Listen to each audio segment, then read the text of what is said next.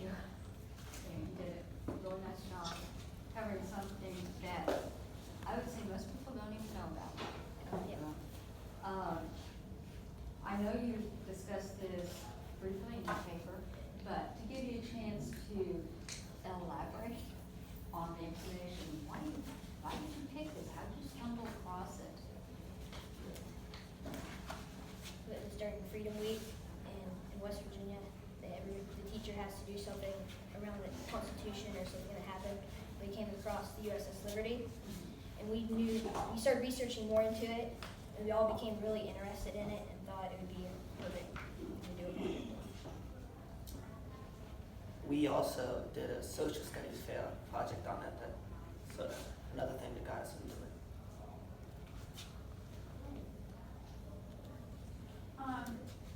Can you guys tell me which of your sources you think was the most important to forming your project here? Primary sources, it would either be the pictures or the transcripts. I say probably like the documents from NSA, because it gives us direct things from what happened that day, like what the pilots said to each other, things like communications between the ships, and also helped us make like a better timeline because we put things together. And all around, through all of our sources, it'd probably be the interviews that we actually had over phone with the survivors. We actually each play a survivor that we talked to, except for Levi, and he was just one of the main survivors that was in one of the books that we read and helped us along. How difficult was it to actually find survivors It- that were willing to talk? It really wasn't that hard. Our teacher, Mr. Cosgrove, he was on Facebook and he said that we were going to do a project on it, and all kinds of them just started popping up saying that, They wanted hey, help. we want to help you with this, and would you like to interview a few of us, and that kind of stuff. Basically what happened is when it happened and the planes got recalled, the planes that were supposed to help got recalled because Lyndon B. Johnson, the president at the time, said that he didn't give a damn about some sailors, that their alliance with Israel was more important. So they got recalled. And they weren't allowed to talk about it. Nobody was allowed to say it, or else they could have faced treason charges or prison, and it would have been horrible for them. And like many of them even lost their families over this. Lost homes, jobs, families, just their whole life just went downhill. And they weren't even allowed to talk about it until like 30 years later, when some of the stuff was even declassified. And you can see in this, there's stuff right here. Not all of it's even classified yet.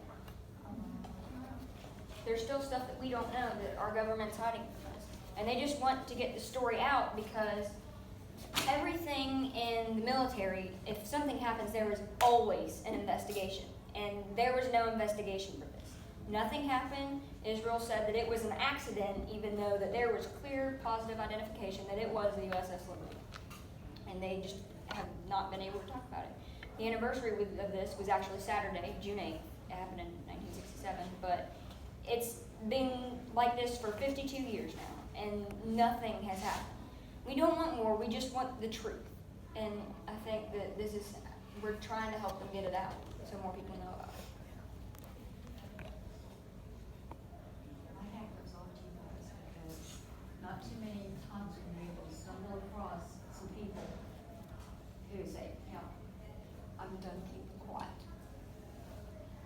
What would be the one lesson that you guys would give to us adults in this room, as well as the government, as far as, situations like this? There's that we really don't know what's going on. There's a lot of stuff that the government probably is sweeping under the rug, trying to keep us from seeing. And I mean, this isn't the only account. Like you guys, like the thing with Sabana Seca in Puerto Rico, that was actually a terrorist attack on a U.S. Navy bus at the port, and nobody really knows about that. I mean, there was stuff done with it, and they figured out everything about it, and there was conflict that happened to the terrorists and everything. They got, prison and everything. But not many people know about that because the story didn't get put out that much. And the thing with the USS Pueblo, it was captured by North Koreans, and they have it as a museum today just to poke fun at us and be like, ha ha, we captured you. They held them in on it as POWs for months. And you think America put that out? No, they didn't. So if they sweep stuff like this under the rug, what else are they sweeping under the rug? We don't know. And as civilians, we can't really do anything about it unless we're in more of a group. And maybe if we all come together and try to unite more, maybe stuff like this can stop happening so we can better our nation.